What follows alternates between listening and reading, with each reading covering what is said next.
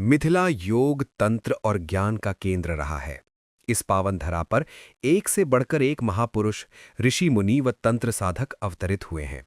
सही कहा गया है कि मिथिला की पवित्र धरती जैसा दुनिया में कोई जगह नहीं जहां इस तरह का मिश्रित और अलौकिक संस्कृति हो। हमारा इतिहास भी दुनिया में सर्वश्रेष्ठ है। आज हम जिस महामानव की बात करने जा रहे हैं वे और कोई नहीं, सुपौल जिला के परसरमा गांव निवासी लक्ष्मीनाथ गोसाई हैं।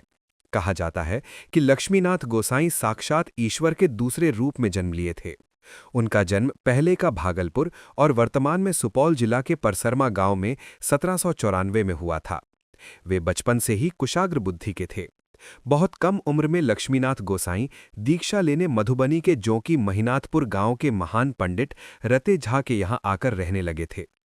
पंडित रते झा से शिक्षा ग्रहण करने के बाद योग साधना के लिए हिमालय के कंदरा में चले गए।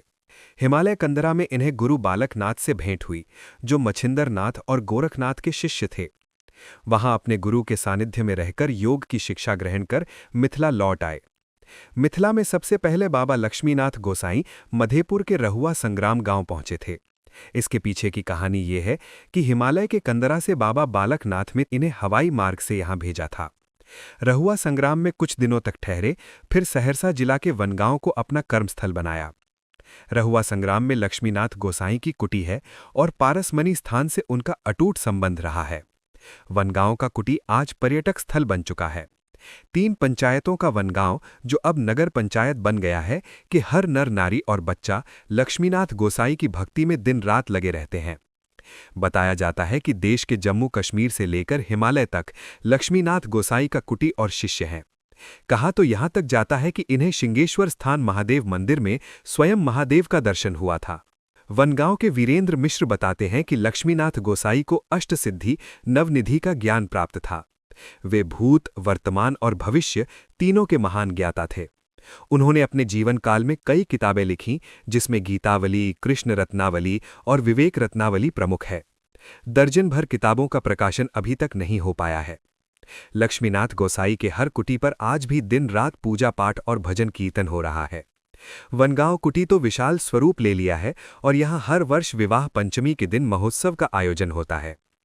इसी तरह जहां उन्होंने शरीर त्याग किया था, फेटकी मधेपुर संगम तट पर विशाल मेला का आयोजन हर वर्ष होता है।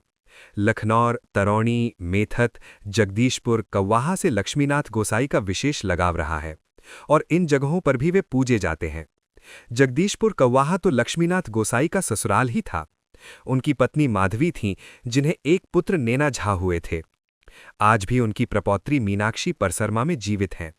एक बार नेपाल के राजा उन्हें बंदी बना लिया था और घोड़ा घर में कैद कर रखा था, जहां वे खाना पीना त्याग दिए थे। फिर राजा को जब पता चला कि ये आम आदमी नहीं, ये तो कोई महापुरुष हैं, तो लाख आग्रह के बाद वे राजा के घर नहीं गए और राजा के हर आग्रह को ठुकरा दिया। लक्ष्मीनाथ गोसाई को मिथिला क्षेत्र वरदान स्वरूप मिला था, इसलिए जाते हर भाग में थे, लेकिन उनका केंद्र मिथिला था। उनके 4 शिष्य थे। पहला जॉन साहब क्रिश्चियन थे, जो सहरसा जिला के रहने वाले थे। दूसरे गौस खां मुंगेर के थे।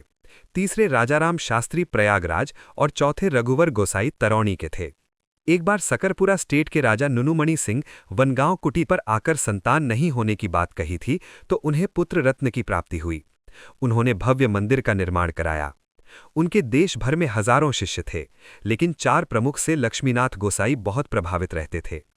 वर्ष 1872 में जब वे शरीर त्याग करने मधेपुर फेटकी संगम तट पर जा रहे थे, तब उन्होंने अपने शिष्य जॉन को लिखकर कहा था, लक्ष्मीपति सुरपुर चले, जॉन रहे अहिठाम, कुटी अमारा देखिए, मिथिला में वनगांव। उन्होंने अपने जीवन काल में अनेक उल्लेखनीय और ऐतिहासिक कार्य किया। उनके आत्मा में देवता निवास करता था। जहां जिसको जो कह देते थे वही होता था। आज भी जोंकी महिनाथपुर में विशाल गोसाई पोखर है, जहां स्नान करने से चर्म रोग जड़ मूल से खत्म हो जाता है। बाबा लक्ष्मीनाथ गोसाई की महिमा अपरंपार था, जिसका वर्णन करना आसान नहीं है।